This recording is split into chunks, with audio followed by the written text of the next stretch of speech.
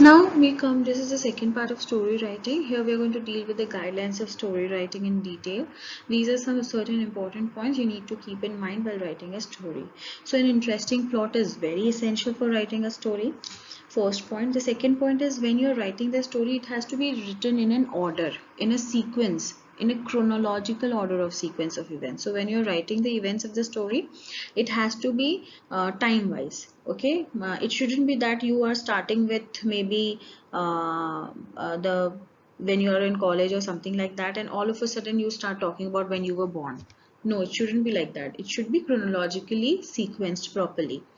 Yes, at times you can refer to something, maybe you can refer to an event which is happened earlier or which has happened later in your life, but it has to have a context to it. It has to have a reference to it. As a reference point, you can use it, but otherwise it has to be ordered in a sequence, proper sequence. Now the character of the story must be made to appear very real. These are normal characters, but if these are maybe imaginary characters like elves or fairies or aliens or unicorns, in such cases you can use your imagination. But if the characters are otherwise, then you should give a real touch to it so that the readers can connect to the story. Also, when you are revealing the character, at that time you can use two methods, either a narrative method wherein a narrator is revealing the character or speaking about the character, or maybe there is another character in the story which is giving description of that particular character. So you can use both the methods. Your story should carry a message for the reader. Either you can write it explicitly and clearly at the end, or you may just write the ending in such a way that the reader gets it when they read the story, and it is implied and it is obvious at the end. So your story should have all these. You should keep all these points in mind while writing a story. Now, some of the other guidelines are your plot has to be very interesting. Your story should be very interesting and gripping. So you can make use of dialogues in between, but don't overdo anything. You can make use of dialogues at the right places so that it is more interesting to the reader. Now you can give a twist to the end of the story, and you should always create a suspense to the reader so that there's a curiosity in them. And your story should not end abruptly. Abruptly means all of a sudden.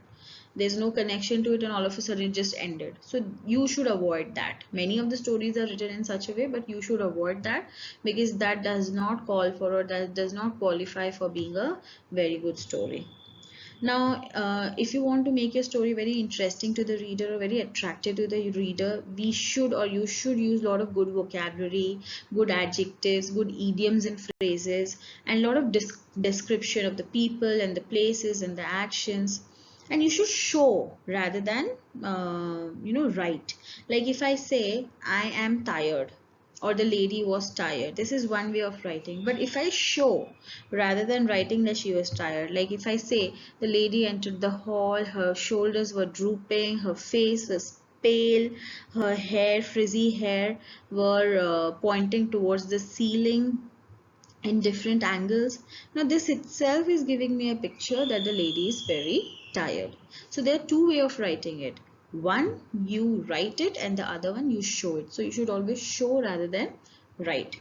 Of course, your story should create or give a message at the end, and the proverb or the idiom can be used for the title of the story. Like maybe a friend in need is a friend indeed, or too many cooks spoils the broth. You can write them as your title of the story, or you can choose a story, title of your own. But the important point is your story should be written in the past tense. Even if the outline of the story is given in the present tense, your story should be written in the past tense. So these are the important guidelines or important points you need to keep in mind while writing a story.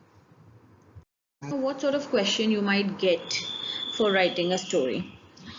First, you can get maybe a series of pictures with the help of which you need to write a story. Or you might get one picture with a lot of happenings in that picture going around. You have to write a story. But when you construct a story with the help of those pictures, your picture should be just a part of the whole. You are not supposed to just describe what is given in the picture. That should be just a part of your story, but you should develop the story in the introduction, in the other part of the story should be developed properly. Then either you can get a title of the story, and I will ask you, or the question will be such that the title is given and you have to frame a story which matches the title, or maybe a moral is given wherein you have to write the story which matches the moral, or maybe both are given, a title and a moral are given and you have to write a story which matches both. So that kind of question may come. Also, a guided outline can be given to you. Now, it is very important for you to understand that if the outline is given, that is again just a part of the whole. That is just a part of your story. That will just give you an idea about the plot and an idea what the story is all about. But again, you have to elaborate, you have to develop the story properly.